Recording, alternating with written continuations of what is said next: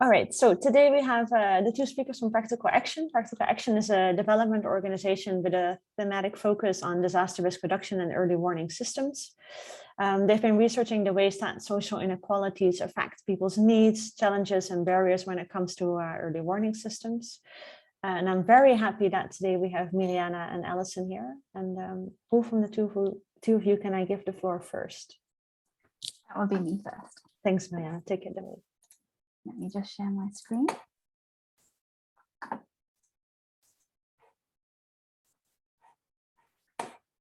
Can everybody see that? Fantastic. So thank you very much for the introduction, and thank you very much for inviting us to talk today to you all. Really excited to share some of our learning and also have some interesting discussions afterwards. We're still on a learning journey, so it's really great to have these opportunities to discuss them with the wider group. So today we're going to be talking about social inequalities and early warning systems. Both Alison and myself are working at Practical Action, which is a non-governmental organisation. We work in areas across Asia, Africa, and Latin America, and we work across, the organisation works across multiple areas, including energy, water and sanitation, agriculture, and our thematic area, which is on disaster risk reduction. And our main focus, or a lot of the focus of the work that we do at the moment, is around early warning systems. So today we'd really like to take you on a little bit of an introduction around social inequalities and how they interact and how they affect early warning systems. So we'll start off with some of the key issues and the challenges that we've been seeing through our work and through the research and through our learning, talk through kind of the impacts and the drivers of those social inequalities, talk through what that means in terms of early warning systems and why does it matter, why do we need to be considering them. And then we'll talk through some of the gaps that still exist in the research, policy and practice space, and then take us forward into some, hopefully a bit more hopeful, what can we do about it, effective practices and approaches, and the way forward.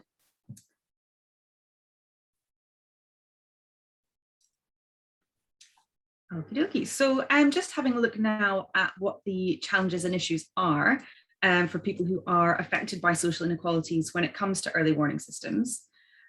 So first and foremost, people living in the same area affected by the same disaster will experience it differently depending on what their different vulnerabilities are and what their different capacities are. Disasters don't impact everyone uniformly, so people who are affected by social inequalities are more vulnerable to those impacts. Social inequalities obviously is a hugely broad term, and they will vary based on the norms of a given context, but they will result in resources being harder for some people to reach and to use than for others. So we see social inequalities tend to increase the vulnerability of populations by pushing them to the margins, by obstructing their access to power and to material resources, and by stigmatizing behaviors, practices, or characteristics. And we can see this manifesting in law and in social norms, where women or the LGBTQI+ community, people with disabilities, people from ethnic or religious minorities, people in poverty without land ownership, all these kind of different types of people and groups and identities can face discrimination which excludes them from public life and from the protection of different rights. These identities, of course, can also, they're very complex and they can be very interlinked, and that can compound those inequalities and the vulnerabilities that people face. So, for example, women in most contexts will face gender-based barriers, which when combined with a disability, for example, or being from a marginalized religious group, will lead to increasingly complex vulnerabilities for those women. These vulnerabilities, and especially these intersecting vulnerabilities, are often invisible in data and therefore in early warning policy and practice. Because when policy and practice don't account for social inequalities, the impacts of disasters reinforce and can worsen existing inequalities, as already vulnerable people are left further and further behind with each disaster. So I think we'll look now at some of the impacts and drivers. So looking first of all at the impact of social inequalities, some of the ways that we kind of see this playing out. So we're just going to look in turn at the components of the early warning system, which I'm sure we're all familiar with, and how social vulnerabilities play into the impacts that we see in each of these areas. So looking at risk knowledge, first of all, We know that early warning systems need the populations that they serve to have an understanding of the risk that they're exposed to. A strong understanding of risk supports an understanding of early warnings and response to them. And one of the key impacts that we found is that marginalized populations often have lower levels of this risk knowledge, particularly in relation to flood hazards, as far as our learning is concerned. That can lead to an underestimation of the likelihood of a flood occurring or of the likelihood of it being very severe.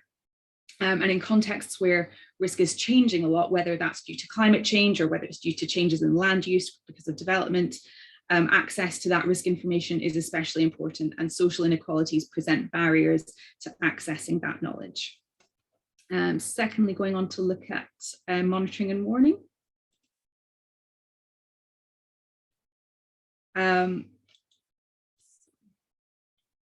So yes, looking at monitoring and warning, early warning systems might not provide lead times that are sufficient for marginalized groups.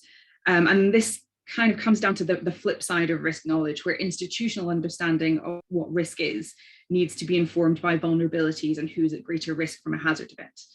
Mobility is a really key example here, where people whose mobility is affected, whether it's by a disability or by gender norms, will likely have different perceptions about what constitutes a danger threshold and when they should be warned. And we see this as well when we look at the communication and dissemination component, where the needs around communication and dissemination will vary for different marginalized groups. And that pertains to content, where, for example, people with disabilities or who need ongoing healthcare, such as people living with HIV or AIDS, may need information about what facilities are in place at the shelter that they're being directed to. Or women might need to know what provisions are in place to protect them from gender-based violence in a camp setting or a temporary shelter setting. So in terms of how warnings are disseminated as well, there will be contexts where mobile phone access or even radio access is not ubiquitous, and relying on one method of communication will exclude marginalized groups.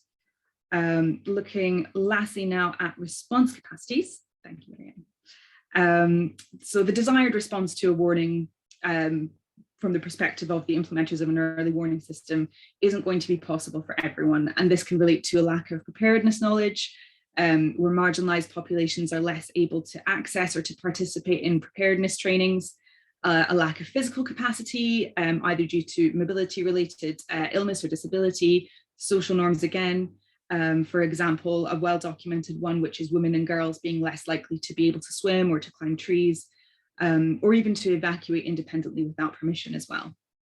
So these are some of the impacts that we can see of how social inequalities can affect what people need from an early warning system and how they experience the hazard and the warning as well. So if we go on now to look at some of the drivers for these inequalities. So I've just popped a table there that just kind of links back to these key areas as well. So what drives inequalities and leads to these disproportionate impacts? Looking firstly at risk knowledge again, gaps in education are a key result and driver of social inequalities. Gendered gaps in enrollment, attendance, attainment, transition into secondary education, for example, are really well documented, and other axes of marginalization will greatly affect access to education as well. So this in turn affects the literacy of marginalized groups, which has implications for access to risk and warning information. In the longer term, unequal access to education greatly affects future income, especially for women and for marginalized gender groups. So when we see the lower levels of income will then in turn reduce access to communications technology, as well as, of course, the financial resources to build response capabilities. So we can really see that one driver having all of these relationships with the different components of an early warning system. In terms of monitoring and warning, we touched on why risk thresholds vary for different groups. Marginalized people are affected earlier and more severely by hazard events and are likely to need earlier warning based on lower thresholds than the wider community. Communication and dissemination, as well as the factors that we just mentioned about education and literacy and access to communications technology. It's important to remember as well that community platforms for sharing information might exclude marginalized people. And this could be a formal exclusion, whether that's membership criteria being required that aren't possible for people to meet, or it could be more informal exclusion, whether these are held in areas that are physically inaccessible for people, or there's an environment of discrimination that deters people from engaging. And looking finally at response capabilities, material resources are, of course, a key part of that capability. But those who can least afford to lose their assets or to sustain damage to their homes will have a different risk calculation. For some communities, the risk of evacuating to a shelter will outweigh the risks of staying at home. And that could be because of direct discrimination or violence that they might face there. Women, particularly widows in a lot of contexts, and trans women are often particularly vulnerable to gender-based violence, for example. So we can see that being a real deterrent to taking what we might perceive as being the desired action in response to an early warning. And I'll just hand back to Mirianna. Thank you, Alison. So what does this all mean when we're thinking about early warning systems, and how do we kind of take all those social inequalities and think about that for early warning systems? So hopefully this is a fairly familiar diagram in terms of the content in there. And this is really thinking about an effective early warning system really does consider gender perspectives of cultural diversity. It also involves the whole of the local community. So these are cross-cutting issues, and they're cross-cutting issues because they need to be considered across all areas. So risk knowledge, monitoring, warning, dissemination, communication, response capability. We're not getting the involvement of local community, and that includes all people and all participation, then we're not really thinking about effective early warning that works for everybody, that is inclusive, that is end-to-end, and is really considering the last mile or the first mile, whichever way you want to think about it. And it really needs to be considered across all areas in terms of designing it so that we are not leaving anyone behind. The real thing is that the social inequalities do lead to the exclusion and marginalization of groups, communities, individuals, and it can be operating across a spectrum. These groups have different needs to prepare and respond to the disasters, and so we need to be considering those needs in designing early warning systems so that they are incorporated into the system, so we're not forgetting them. And if we don't do this, then there's a real risk that those inequalities can become worse and further undermine people's resilience. So just a little bit of a summary in terms of some of the gaps that we see in across research, policy and practice.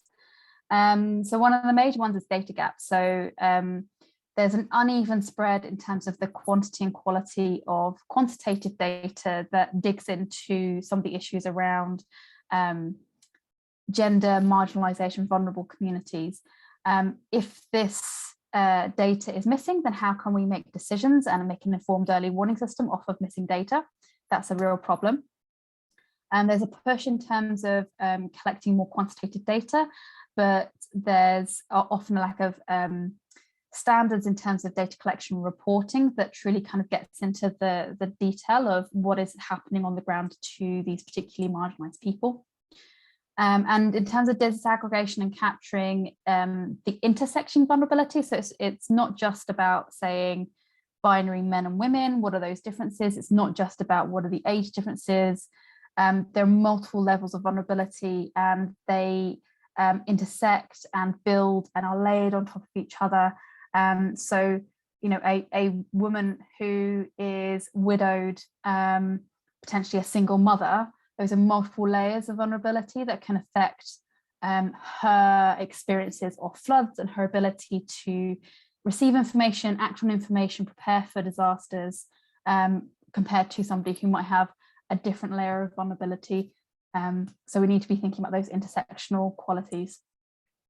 And another thing that even in qualitative data collection, whilst this does often get to collecting some more nuanced information around vulnerable people, particularly marginalized people are often missing from that data collection, whether by them not feeling comfortable to participate and feeling that they might experience negative connotations of being involved in those sorts of things, or whether they are missing because they're not visible in most of the kind of quantitative data collection, so they're not even being invited to the table.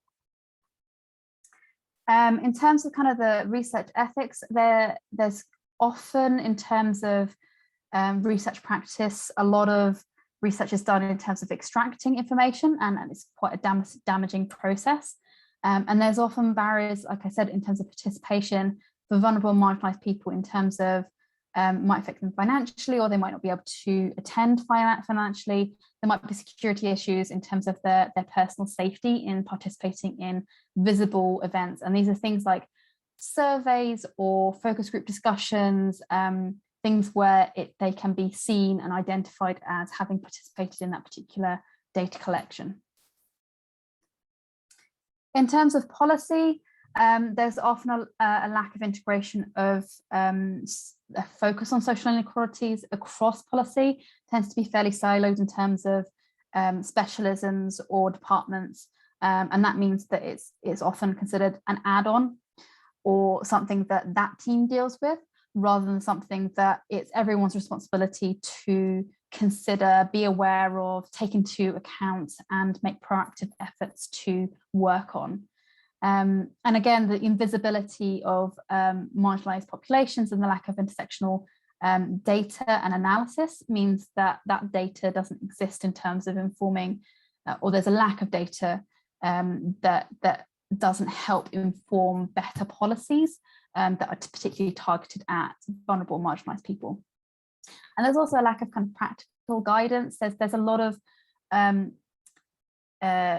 guidance and advice out there that says you should include vulnerable people, you should include marginalized people, you need to be considering these things. But in terms of the practicalities of, okay, I'm designing a project or a program, how do I actually go about doing that on the ground? Who is doing it? Who needs to be involved? How am I talking to people? How am I integrating their feedback into the design of an early warning system?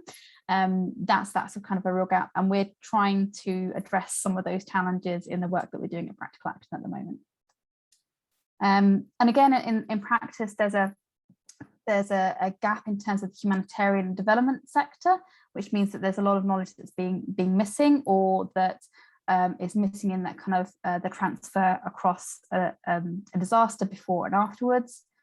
There, again, siloing of gender and social inclusion specialisms or areas or departments, rather than having that kind of integrated across an organization or a project or a program.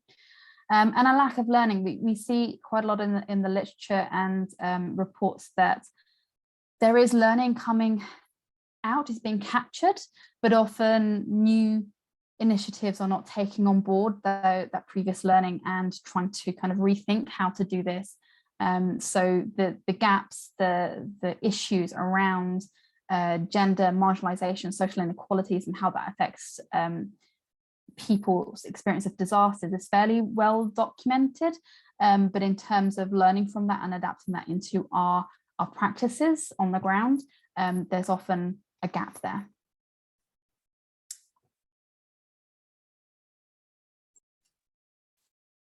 So I'm just going to move us on from thinking about those gaps and what we can do to address them. So firstly, as we've kind of, I think, gone through in a bit of detail just now, that we do need to understand what the social inequalities are that exist in the context that we're working on, who these inequalities affect, and what the impacts are on vulnerabilities to hazard events and the requirements of an early warning system that those produce. So to understand this, as Mirianna was saying, we need to strengthen the data that informs our policy and our practice. So this means taking a more holistic view of data, understanding the value and importance of different types of data, and refining the tools and the processes that we use to accurately and inclusively account for diverse and intersecting identities and vulnerabilities as well. So quantitative data collection tools need to be expanded to account for the different parts of individuals' identities.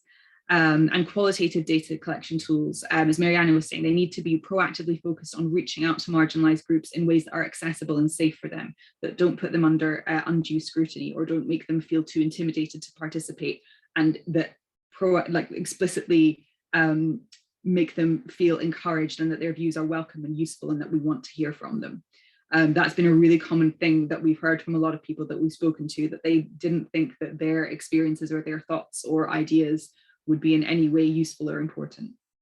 So making that really clear and making people feel safe, but also valued to come forward and to speak to us is really key. So this improved data can then help us to develop things like multiple triggers and thresholds to account for different risk thresholds that marginalized people have.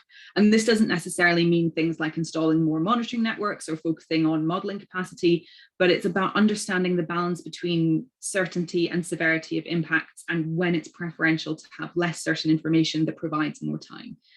So this again ties into risk knowledge and the value of building understanding of uncertainty amongst communities. And in turn to tools like standard operating procedures and early action protocols, and these kinds of tools that can lay out response actions to take at points when a warning might be less certain, which carry a low opportunity cost for people. So when we're talking about triggers and thresholds, we're not necessarily talking about that in a way that's related to observational networks and highly technical modeling capacity. We're looking at a more holistic understanding of what information and data is. The next point is about mainstreaming social inclusion across policy. So as Mirianna was saying, often the idea of social inclusion is sort of siloed into its own little team that's sort of isolated, and it's sort of considered an add-on or a strange sort of specialism. But it needs to be something that's incorporated across all components of project design, policy design, standard operating procedures, all these types of tools and processes. And that involves critically analyzing all the steps that we're taking and the guidance that we're following to determine how appropriate these things are for everyone, looking at who's missing, what contingencies are in place so that no one's being left behind by that. And that's a really iterative process that requires a lot of reflection and ongoing learning. And developing these tools collaboratively with the marginalized populations that we're thinking about is a key way to do this. So that kind of speaks to the next point as well. Working with marginalized groups to develop communication and dissemination strategies which meet their different needs. Warning information, as we know, it needs to be accessible and understandable and actionable, but that's going to mean different things for different people. An SMS message isn't going to reach a family whose one mobile phone is owned by the male head of household who's on the other side of the country for work or outside of the country.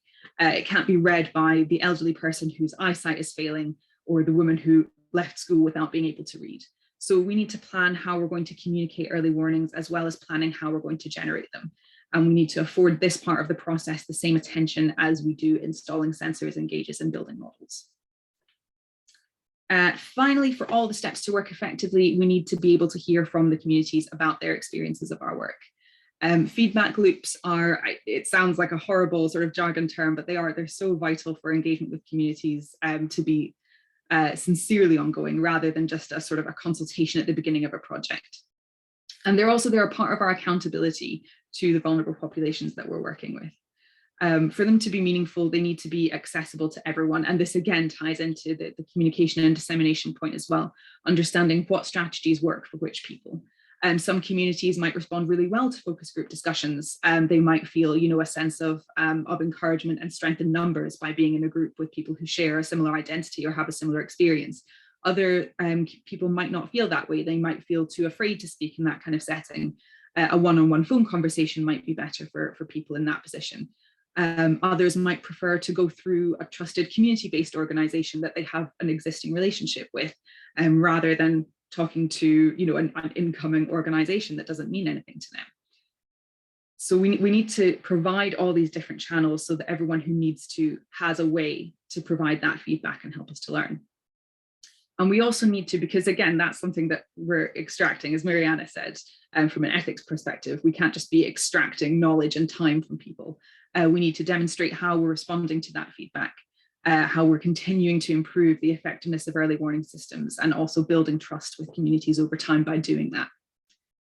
So that's the things that we can do. And we're just going to have a quick look now at how we can do them, some effective practices that we can bear in mind as we undertake these different steps. So we need to identify and understand what the social inequalities are, as we've spoken about quite a bit. So that can mean looking beyond our own fields, engaging with the expertise of other sectors. That can be things like human rights monitors, social development practitioners, anthropologists and sociologists. And these are all areas that can help us to understand better the context that we're looking to work in, as well as, of course, the experience and the contextual knowledge of local partners and other stakeholders. It's really important to think about this when reaching out to local partners as well, and ensuring that we're including partners with an understanding of those social inequalities in the context, in addition to the partners in National Hydromet Services and disaster risk management authorities who have a different expertise and might not be able to provide that insight. And this really feeds into the second point as well, which is about strengthening links with community-based organizations and networks. And these might be less formal or even voluntary organizations or individuals. There'll be groups or as I say, individuals who specialize in providing support or services to specific marginalized groups. And they'll have in-depth knowledge of the issues that face these groups and their vulnerabilities and what they need from an early warning system. These stakeholders are also really key because of the trust that they've built up with the communities that they work with. They might be from these communities themselves, so they'll have that real link and that understanding. And it means that they can act as a bridge. They can connect us with these communities who might be reluctant to engage with us directly. But it also means that they can guide us so that we behave and we speak appropriately and sensitively, and that we avoid alienating these groups and undermining their trust in our work. Thirdly, with, again, thinking about that support and that guidance from local organizations and networks, we need to actively seek out and listen to people who are made vulnerable by social inequalities. That includes thinking about how to facilitate conversations in ways that are accessible for vulnerable people and ways that they're comfortable with. So we've talked about that a little bit before, where people might not feel comfortable with a lot of the tools that we're used to using, and that we feel kind of comfortable in as robust ways of gathering data. So this is where we need to explore different ways of gathering that information and of listening to people. And again, that's where these relationships with these local actors who know the communities so well are really vital, because they can steer us in the right direction and they can help us to ensure that people do feel safe and supported to tell us about their experiences and their perspectives and what their needs are. Related to this, in any activity, we shouldn't be looking for a one-size-fits-all solution. We need to actively think about the gaps in our approaches and how we can address them. We need to be looking for who is left out and who's not being reached. And that's relevant to every component of an early warning system, as well as to the stakeholder engagement and consultation strategies that should be running alongside that. So at every point, we shouldn't be looking for something that reaches everyone and rejecting something that doesn't reach everyone, because there's nothing exists that's going to reach everyone. So it's about building out, improving, complementing strategies rather than rejecting them. Finally, all of these practices, of course, are going to require resources. We need the time and the funding to do this well. So we need to develop budgets and work plans that prioritize these practices. And alongside that, we need to be engaging with funding partners to provide them with the evidence for the value of those resources as well, and say, this isn't an extra, this is going to help your money go further and have the impact that you want it to have. And I'll hand back to Mirianna. Awesome.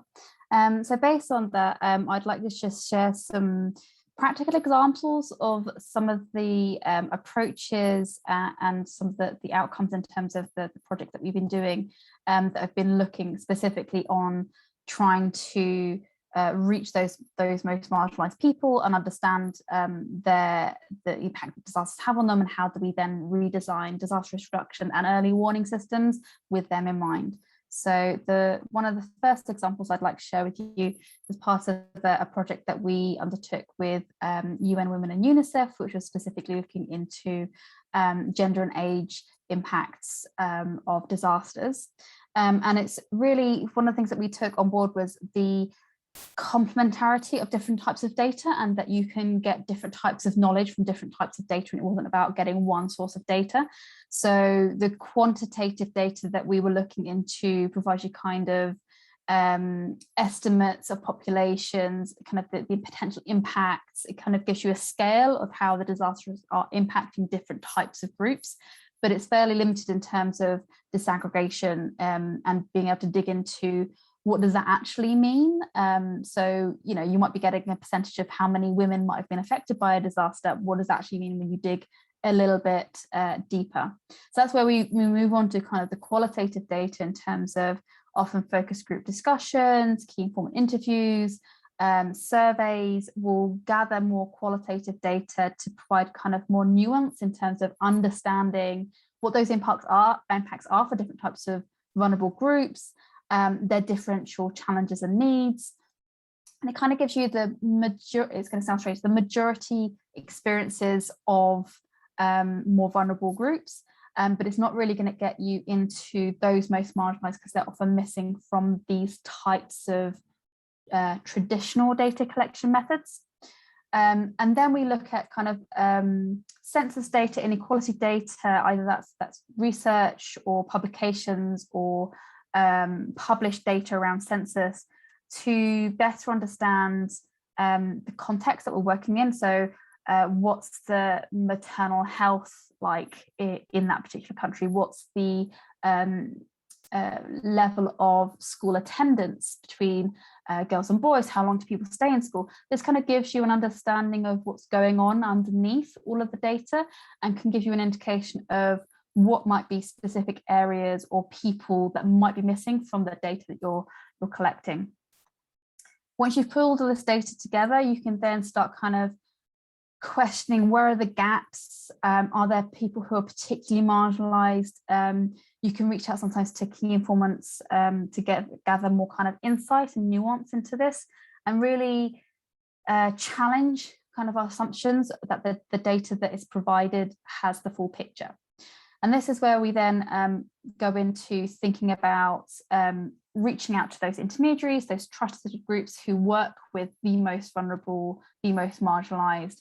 And this part's step 6 was looking at missing voices, which I'll explain in a little bit more detail. But the idea with this is to gather as much different types of data to build up a better picture in terms of what are people's experiences, their challenges, their needs. And with all of that data, you can then think about how does that affect how you design an early warning system so that everybody can be included.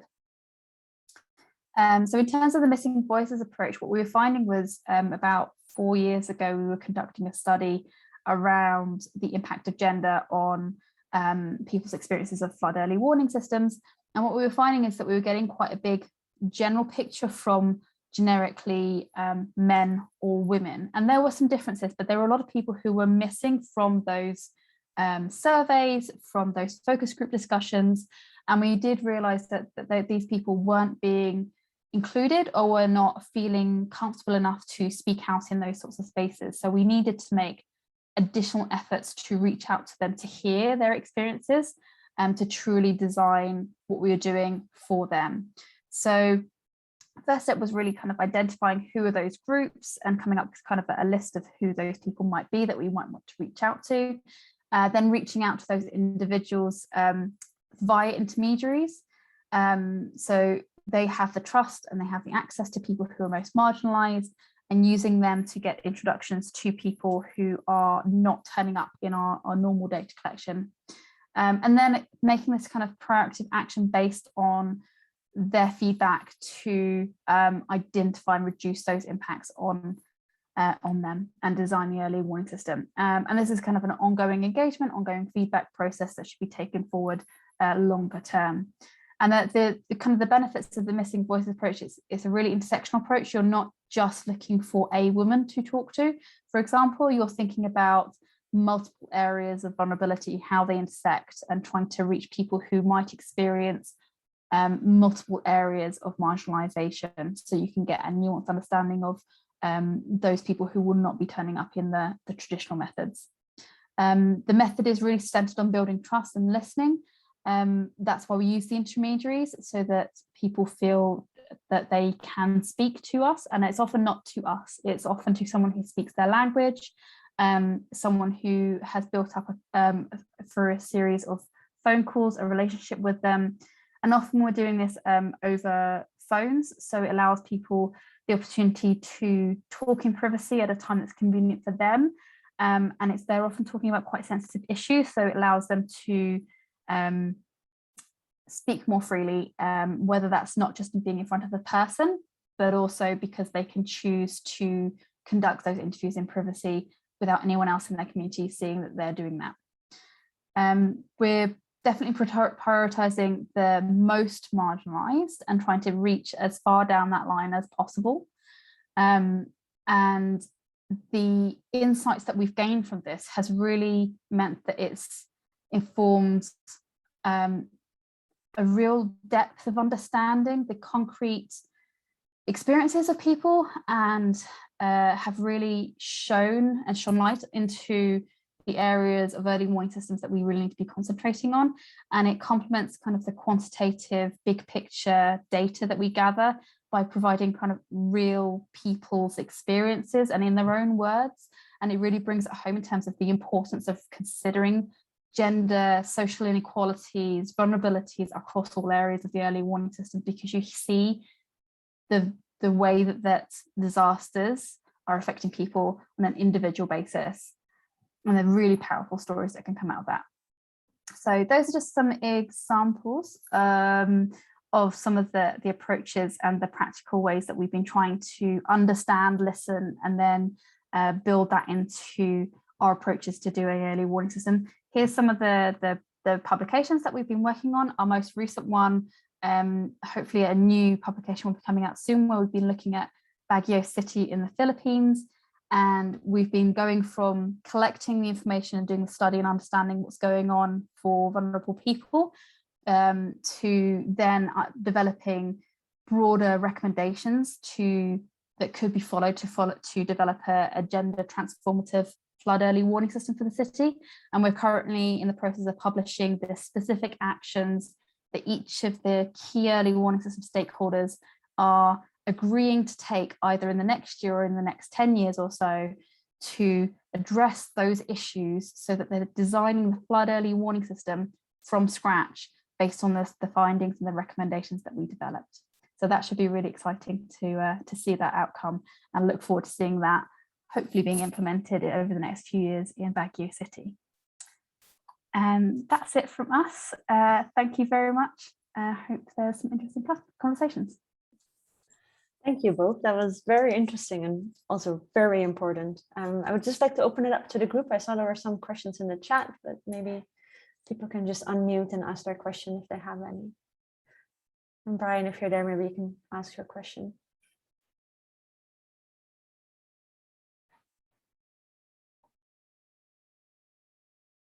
And otherwise I'll read. Yeah. Okay, I'll give it a go.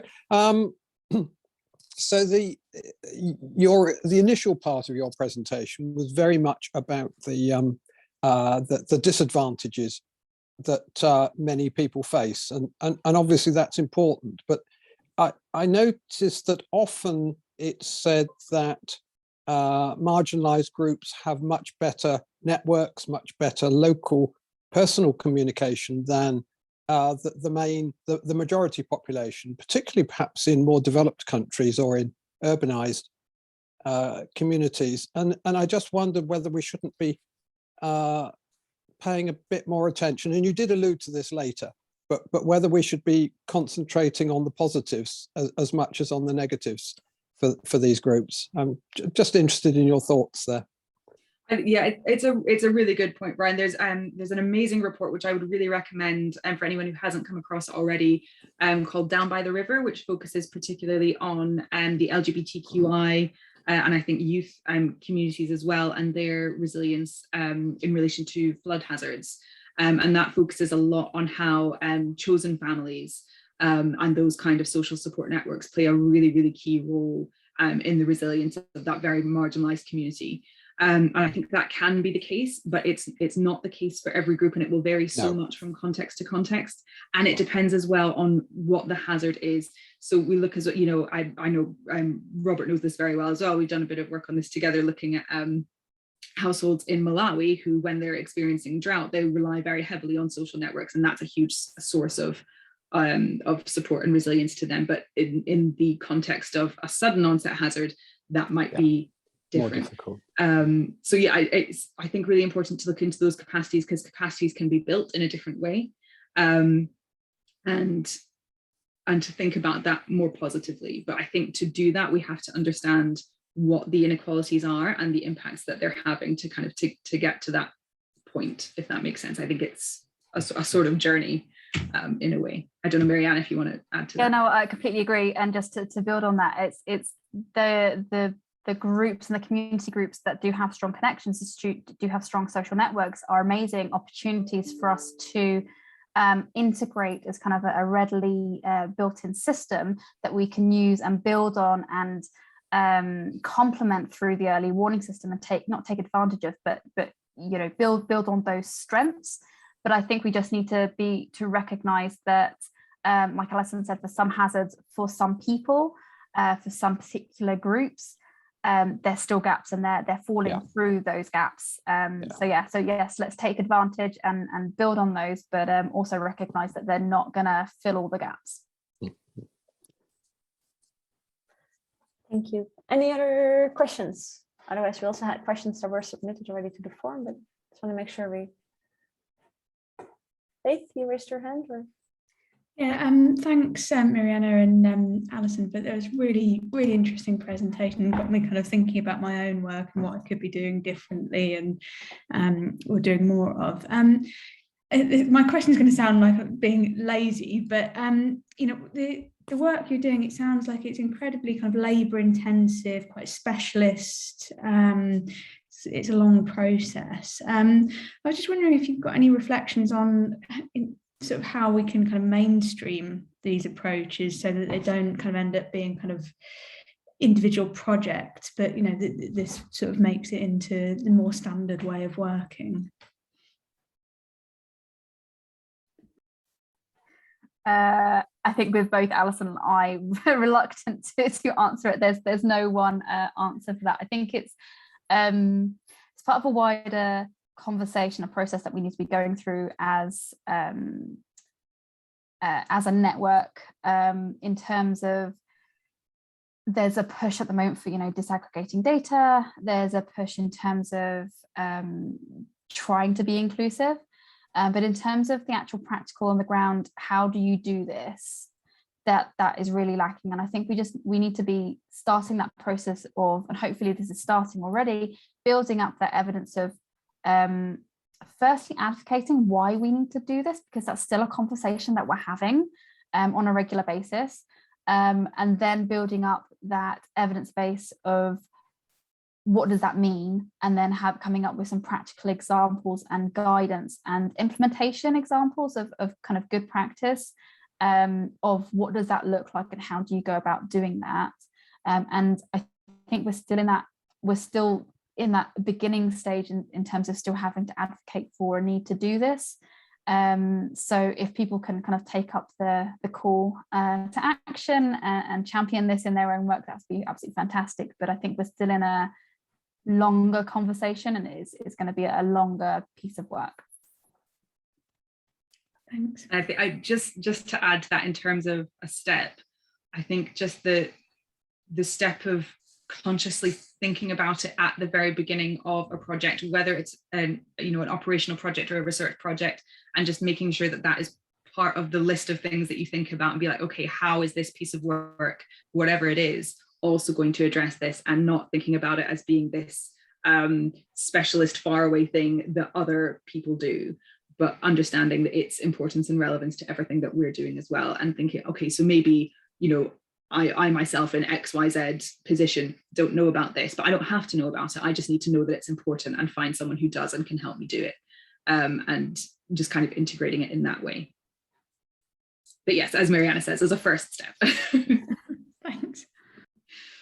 Thanks. Robert?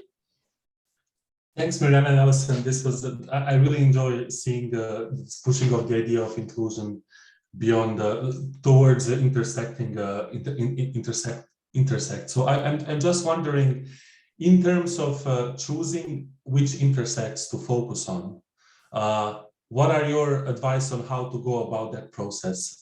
As you said, at a certain point, it is impossible to reach everyone in a way that, unfortunately, the system is organized. So I will not say how to prioritize intersects, but how to decide which intersects to focus on. Yeah, no, good point there. I guess that the first step really is brainstorming, or at least coming up with a list of people of types of vulnerabilities that are specific to your context. And so we've been doing this across multiple countries, and every time we kind of have an initial scoping as to what the context is like and who are the people that are missing from the data and who might be vulnerable, the list is different from different countries. So firstly, to kind of taking that time to think about it, consider it, gather evidence, come up with an understanding of who might be on that list. But that's not a final list. The next stage really is kind of down to logistics. And so then it's about thinking about who are your intermediary trusted organizations that you can reach out to. Through doing this type of approach and kind of snowball sampling and being advised by experts within the country, experts in that particular topic, they can advise you on potentially other areas that might be missing. And then it's about who can you talk to, who can you get access to, and you are unlikely to get access to everyone, so that's going to cut down your list pretty significantly. I guess the point with that is to try actively to reach as many types of people as possible without causing any sort of damage or issues with those people. So making sure that they are being able to participate in a safe space. And then when you come to the end, is looking back and reflecting and saying, honestly, who did you miss, and whose experiences are not being reflected in your summary report or your research paper, and recognizing that there are gaps and acknowledging that there are gaps. Yeah, so it will really vary in terms of the practicalities of it, of who you're able to reach as well. Alison, I don't know if you want to add anything. Yeah, I think the practicalities is a really good point. But the only thing I think I would add to that would be in that first step, some really useful resources are human rights monitors, really, really useful. They'll be, following groups who are marginalized in really systemic ways, really, really in depth. But also social media, and not just, and taking the time to think about what is the prevalent social media in this context, because that can be a really important space for activist groups, less formal kind of networks. So that's a really good place to look, both for, what are some of the pressing issues that people are talking about, but also, as Mirianna was saying, who can we speak to, who can be these intermediaries. And I would just add to that is that when you're talking to people, the really important thing is to give them the space to talk to you about the part of their identity that's most important to them in that conversation. So you might be speaking to someone because you think you're going to get insight into their experience as a disabled person, but they might actually, the experience that they want to talk about might be more to do with their sexual orientation, for example, and how that affected them. Were they afraid to go somewhere because they thought they might be targeted? All these different things. So it's about being really open and letting that person shape the conversation and tell you what part of their identity is important to them in that context, or parts, of course, it would be, multi-layered in most contexts.